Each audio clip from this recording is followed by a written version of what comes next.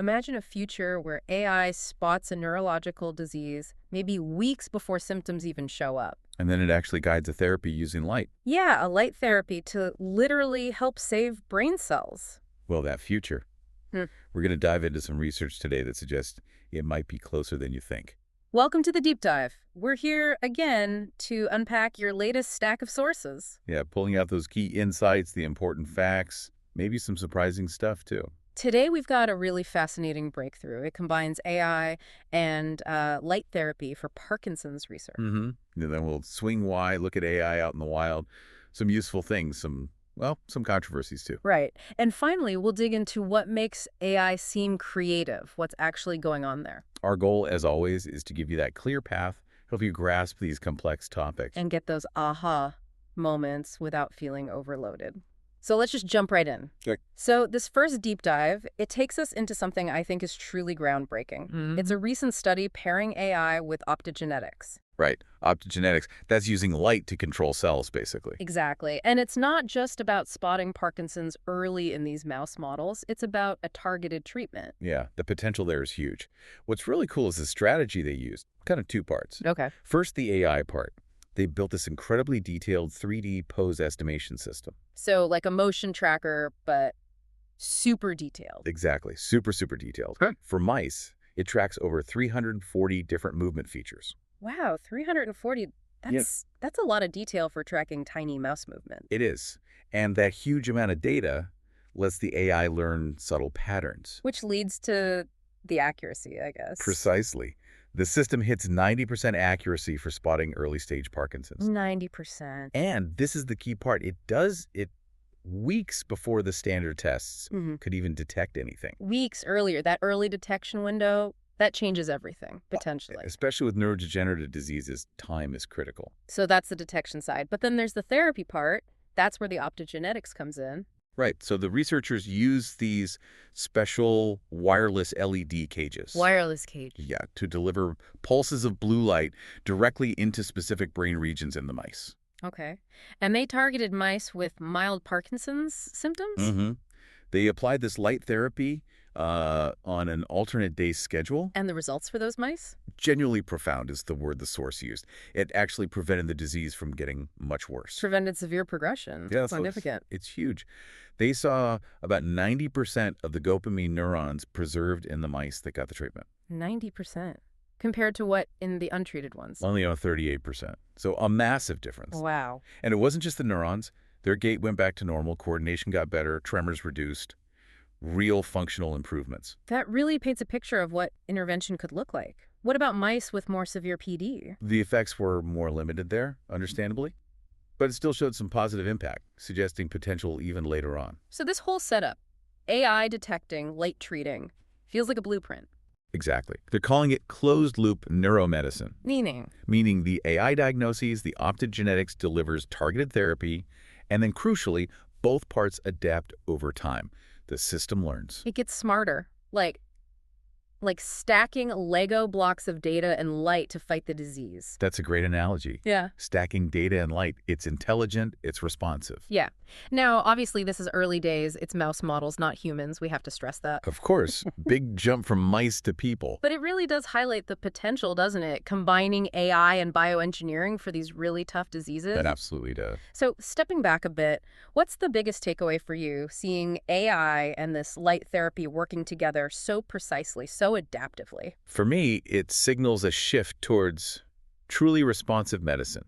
AI guiding adaptive, highly targeted treatments. Okay, so from the microscopic world inside the brain, let's zoom out. Let's look at AI's impact kind of everywhere else in our daily lives. Yeah, the sources cover a real mix this time. Some really useful tools, some pretty big controversies, and some, well, ambitious visions for the future. It really is touching everything. Like one source mentioned a Redditor using AI. Oh yeah, that was pretty cool. They built this tool with AI to filter LinkedIn job postings much more effectively. How many jobs did it scrape? Over 4.1 million directly.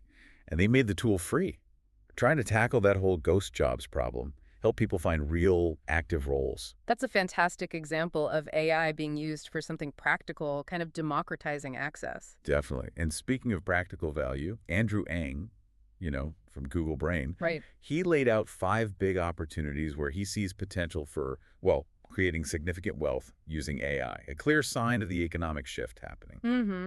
It's definitely changing the landscape on the maybe stranger side of things. Light laugh. Yeah. Yeah, the AI ASMR food challenges are apparently back and going viral. Wait, AI eating? Yeah, generated clips of like digital food crunching and sizzling.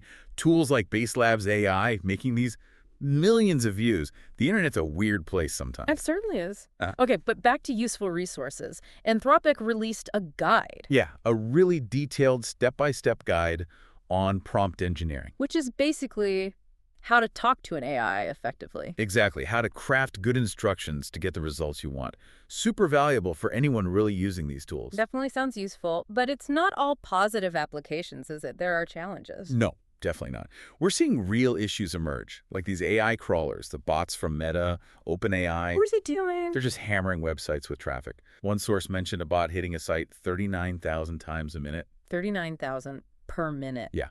It's overwhelming smaller sites, making it hard for them to even stay online. Huge strain. That's a serious unintended consequence. And speaking of things happening without much transparency, YouTube. Ah, yeah. YouTube apparently used AI to silently edit something like 20 billion shorts videos.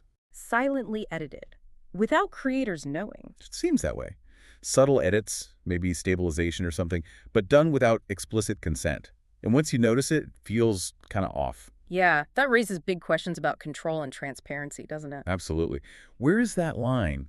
How much transparency do creators deserve when platforms use AI on their work? It's a critical question. It really is. On a totally different scale, though, the investment is just pouring in. Field AI. Right.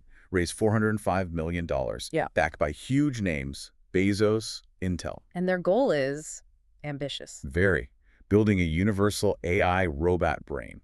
One AI that can work across basically any type of robot. Incorporating physics, too, for safety. Exactly. Physics-based understanding for smarter, safer decisions in the real world. Whoa. Just imagine scaling that. One AI brain adaptable to, like, 1 billion different robot tasks.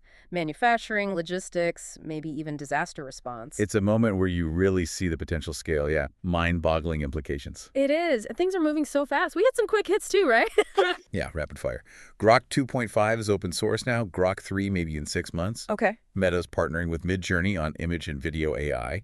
Big combo there. Mm-hmm. OpenAI warned people about dodgy investments like unauthorized SPVs. Good to know. AI art is getting scarily good tests. Show aesthetic AI pieces are basically indistinguishable from human work now. Wow. And some really cool research looking at tiny movements in bee brains. Might hold clues for smarter AI design. Bee brains. Okay, that's a lot happening all at once. It really shows the speed. So with all these amazing tools, but also these potential downsides, how do we strike that balance? How do we manage responsible use? It demands constant vigilance, really clear ethical guidelines that can adapt as fast as the tech does. Okay, let's shift gears one last time to something, maybe a bit philosophical. The idea of AI creativity. Ah, yes. Models like Dall-E, Stable Diffusion, they feel creative, don't they? They really do. They improvise, they blend patterns, they make things that seem genuinely new. But the sources suggest it's mine. Well, it's more like an illusion. A very, very clever illusion based on math. Not magic, just math. Kind of takes the mystery out of it, maybe. Slight laugh, a little bit. But the math itself is fascinating. These are diffusion models, right? Explain that again simply. They basically start with random noise, like static on our old TV. Okay. And then they gradually remove the noise, step by step, following patterns they learned, until a clear image emerges. Denoising. Got it. Start with chaos and with order. But how does that lead to creativity? It comes down to 2 key quirks in how they're designed. The first one is called locality. Locality. Yeah, it means the AI doesn't see the whole picture at once. It focuses on generating just one small patch of pixels at a time. Like building a mosaic tile by tile without seeing the full design initially. Exactly like that. It forces the model to synthesize the bigger picture from lots of small local decisions. Okay, that's one quirk. What's the second? Equivariance. This basically means if you shift the input, the output shifts the same way. Like if I ask for a cat on the left and then ask for a cat on the right, the catness moves. Pretty much. The generated features move predictably with changes in the input position or orientation. So locality and equivariance. Yeah. How do those two things make it creative? Because together they actually stop the model from just perfectly copying images from its training data. Ah, they constrain it. Right. It can't just reproduce. It's forced to assemble those little patches based on the patterns it knows, but in ways that fit the prompt and the neighboring patches. That assembly process leads to novel combinations. So the novelty, the apparent improvisation, comes from the constraints of building it piece by piece. That seems to be the idea. Originality emerges as a sort of byproduct of the architecture itself. That's actually quite profound, and researchers tested this. They did. They built a simplified mathematical model called an ELS machine to mimic just these core principles. No. And its output was 90% identical to the actual complex trained AI models. 90% identical, just from the core mathematical principles. Yeah. It strongly suggests that this creativity we see isn't some emergent consciousness, but a deterministic result of the design. So it's following rules, very complex rules, that happen to produce outputs we perceive as novel and creative. Precisely. But then the source takes it a step further, drawing a parallel to human creativity. How so? It suggests maybe our own creativity isn't so different. Maybe we also largely recombine things we've seen and learned in new ways. That's a big thought, that we get originality for free just by how our own minds piece things together.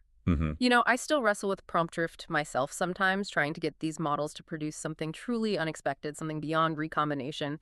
It's harder than it looks. It really is. Which leads to the big question here. Yeah. If AI creativity is essentially this deterministic process of recombination based on its structure, does that change how we think about human creativity at its core? It definitely suggests human and AI creativity might share more fundamental mechanisms than we previously thought. A lot to chew on there. So, wrapping things up for today, we've gone from neurons and light therapy All the way to the mechanics of digital art creation. It's really spanned the breadth of AI's impact right now. Yeah, we've seen AI as this incredibly precise potential guide for medicine. And as a powerful force, online, useful tools, but also some real problems and controversies. And then this dive into AI as a surprisingly creative artist, making us question originality itself. You know, the thread connecting all of this, for me, is AI's power to process information and make connections. Yeah, often in ways that still genuinely surprise us. It keeps opening doors we didn't even know were there. This deep dive really shows just the incredible scope of what AI is doing. It's transformative, truly. Changing science, definitely changing how we work, and maybe even changing how we understand art, creativity, originality. So thinking back on everything we covered, what's the one thing that really stands out to you today? Maybe it's this. If AI's creativity stems from combining existing pieces in new ways because of its structure, what does that suggest about the ultimate source of innovation? Even human innovation? Is it all just clever recombination at some level? That is definitely a great question to ponder. Thank you for joining us on the deep dive. We'll be back soon, ready to explore another stack of sources. Until next time, keep digging deeper. Out to your own music.